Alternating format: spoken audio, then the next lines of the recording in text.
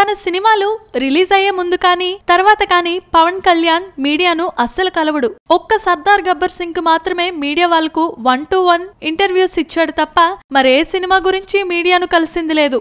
దీంతో cinema result గురించి ఆయన స్పందన తెలుసుకునే అవకాశం కూడా జనాలకు ఉండేది కాదు. అయితే కాటమరాయుడు రిలీజ్ తర్వాత పవన్ అనుకోకుండా ఒక రాజకీయ ఆందోళనలో భాగంగా మీడియాను కలవటంతో ఈ సినిమా ఫలితంపై ప్రశ్నించే అవకాశం దొరికింది. అగ్రిగోల్డ్ బాధితుల కోసం విజయవాడ వచ్చిన పవన్ కు కాటమరాయుడు ఫలితం గురించిన ప్రశ్నలు ఎదురయ్యాయి. అయితే కాటమరాయుడు రిజల్ట్ గురించి పవన్ అందరూ అనుకుంటున్నట్లుగా స్పందించలేదు. సినిమాల గురించి స్పందించడానికి ఇది సరైన వేదిక కాదన్న పవన్ ప్రజా సమస్యలతో పోలిస్తే సినిమాల గురించి తనకు పెద్దగా పట్టింపు లేదని అన్నాడు. నా సినిమా బాగుంటే చూడండి, లేదంటే లేదు. అంతకు మించి నాకు పట్టింపేమీ లేదు. నాకు సినిమాలంటే గౌరవం ఉంది.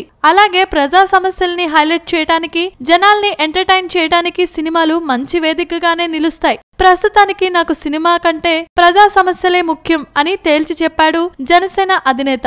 ఓవైపు కాటమరాయుడికి భారీ నష్టాలు తప్పవని బయ్యర్లు తీవ్రంగా ఆందోళన చెబుతుంటే పవన్ నచ్చితే చూడండి, లేదంటే లేదు, ఐ డోంట్ కేర్ అని అంటుండడం ఆశ్చర్యాన్ని కలిగించిన విషయమే. Please subscribe. Hi, it's me Purna. Please subscribe.